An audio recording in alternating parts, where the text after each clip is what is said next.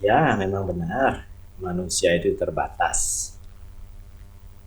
Tetapi energi tidak terbatas. Jadi, bebaskan diri Anda dan perluas batas-batasan. Semua batasan-batasan yang pernah dibuat dalam kehidupan Anda. Entah itu batasan yang diberikan oleh orang tua semasa kecil, batasan-batasan yang dibuatkan oleh lingkungan, batasan-batasan atau aturan-aturan yang berlebihan yang diberikan dari manapun itu, dari sekolah, dari pemerintah, bahkan dari agama. Dalam artian positif yang saya maksudnya, batasan, hal yang mengkerdilkan kita. Lepaskan diri kita sekarang di sini. Ya, karena tujuan kita mempraktikkan Anggit Prana ini adalah mentransformasikan diri, ya, untuk mendapatkan manfaat yang maksimal, bukan untuk mengkerdilkan. Maka dari itu jangan pernah Anda tergantung, jangan pernah Anda merasa tidak merdeka oleh karena saya. Tidak ada satu orang pun atau siapapun di bumi ini atau bahkan di semesta ini yang bisa mengatur Anda. Karena Anda memiliki kekuatan pada diri Anda sendiri. Ingat, diri Anda, diri sejati Anda adalah diri yang sangat merdeka, layaknya Sang Pencipta. Nah, ini jadi dalam pelatihan ini yang diperlukan adalah pengalamannya. Karena manfaat yang terbanyak itu datang dari pengalaman selama kita berlatih dan setelah berlatih. Jadi saya mengajak Anda dan saya mendorong Anda, memotivasi Anda untuk fokus pada latihannya dulu. Ya. Jadi fokus pada latihan. Nah, itu sebuah metode yang terbaik. Dalam apapun, dalam pelatihan apapun, adalah fokus pada latihan. Ya. Nanti pengetahuannya ambil sedikit dulu pengetahuan inti untuk melatih diri. Latih, fokus. Gak usah dulu berpikir terlalu jauh. Oh, kok bisa gini? Kok bisa gitu? Kemudian kebanyakan bertanya akhirnya. Bukan berarti tidak boleh bertanya, tetapi ini untuk mendapatkan manfaat maksimal. Contoh, untuk mendapatkan manfaat sebuah laptop seperti yang ada di depan saya ini, manfaat sebuah laptop, saya tidak perlu tahu bagaimana cara kerja prosesornya, bagaimana cara kerja RAM-nya, terus RAM-nya itu terbuat dari apa, terus apa bahan untuk membuat motherboard. Saya tidak perlu tahu itu. Kenapa? Karena saya hanya ingin mendapatkan manfaat dari laptop saya tersebut. Berarti yang paling penting adalah, bagi saya yang paling penting untuk mendapatkan manfaat laptop itu adalah berlatih sampai saya dapat mengoperasikan laptop ini. Entah itu berlatih mengetik, membuka browser, mengoperasikan komputer atau laptop ini. Ya, saya latih terus. Kalau rusak, nanti ada yang bagian yang lain. Ada orang lain yang akan yang lebih ahli untuk hal tersebut, untuk memperbaiki laptop itu. Jadi latih diri Anda untuk menggunakan mungkin Word-nya, Excel-nya, mungkin pakai Windows atau Mac dan lain-lain. Nah, itu yang perlu dilatih. Nggak perlu dulu berpikir bagaimana cara kerja dalemannya dan lain sebagainya.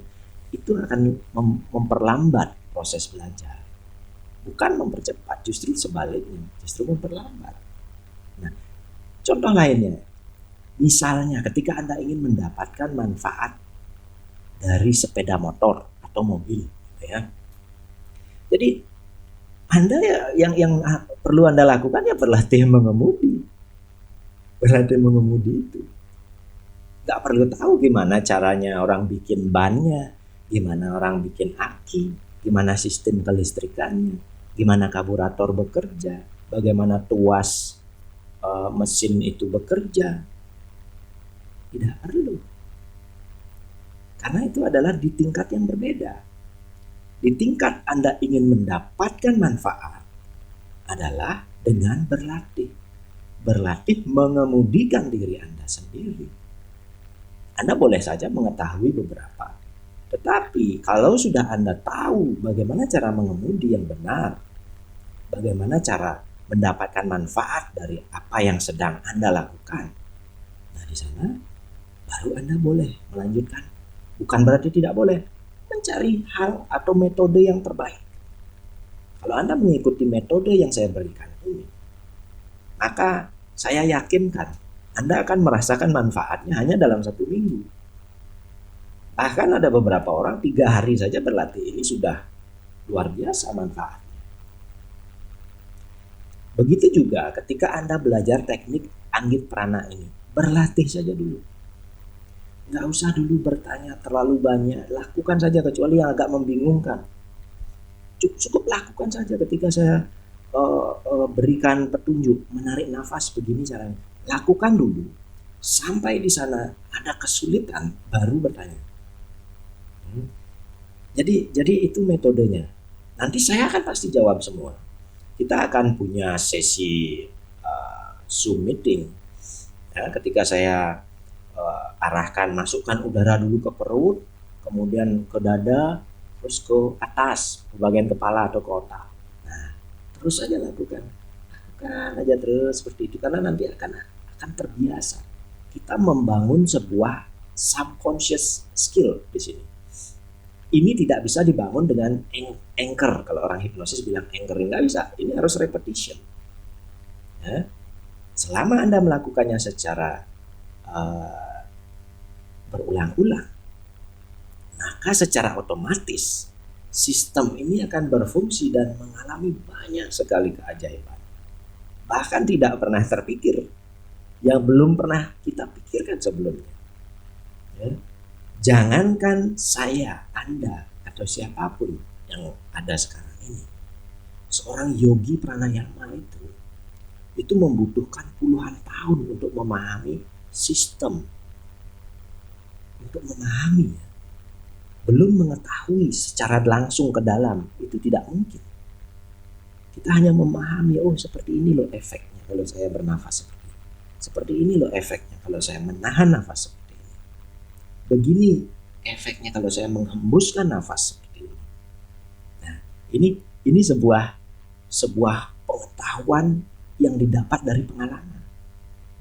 Nah, karena untuk memahami tubuh energi dengan semua fungsinya, ini luar biasa makan waktu.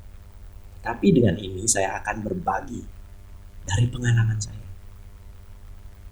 Ya memang pada awalnya bukan hal yang tepat untuk mendapat pengetahuan di awal, bukan. Untuk teorinya, istilah-istilah dan lain sebagainya. Nggak terlalu penting itu di awal.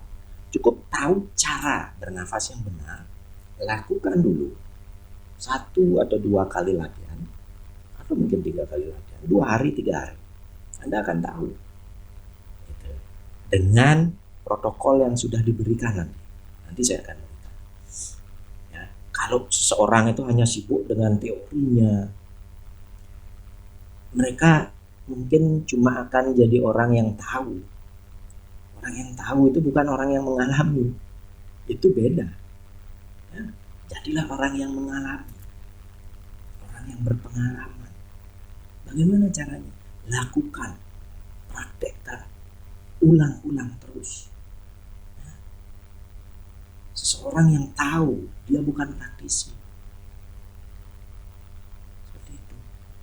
Dan jika Anda hanya tahu, ya sedikit manfaatnya yang nggak terlalu banyak. Selain jadi orang yang berpengetahuan luas, memang bagus juga. Tetapi bukan untuk metode ini. Anda harus mengalami. Jadi orang yang berpengetahuan luas itu bagus. Itu tapi di tingkat berikutnya setelah Anda mengalami, kita semua akan menuju ke tempat sana secara otomatis kalau kita sudah mengalami.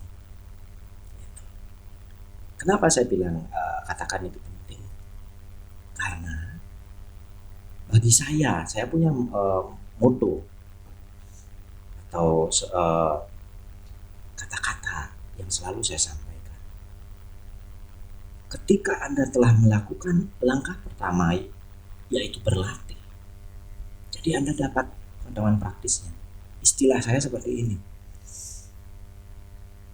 Dengan memahami, dengan melakukan, maka kita akan memahami. Nah itu pentingnya dilakukan dulu, dipraktekkan. Pengetahuan praktis terlebih dahulu. Kemudian setelah itu dengan melatihnya, mulai dapat pengetahuan praktisnya dulu. Ambil dulu pengetahuan praktis ya, beda dengan pengetahuan teoritis. Pengetahuan praktis itu seperti teknik bernapas, itu pengetahuan praktis. Nanti pengetahuan teoritis itu bagaimana sih paru-paru, apa isinya, bagaimana ini sistemnya, sel-sel tubuhnya seperti apa bekerja. Itu nanti akan ada nanti. Setelah Anda melakukan ini, kenapa saya tutup dulu semua hal itu? Supaya Anda fokus pada latihan. Nanti kita akan mendapatkan semua pemahaman. Saya akan jelaskan semua dalam video-video berikut. Banyak, ada 97 topik yang akan kita bahas. Ayo, kita berlatih pernafasan Anggit Prana dengan semangat. Karena ini pondasi kehidupan di dunia. Ya. Berlatih dengan semangat, jangan lupa senyum.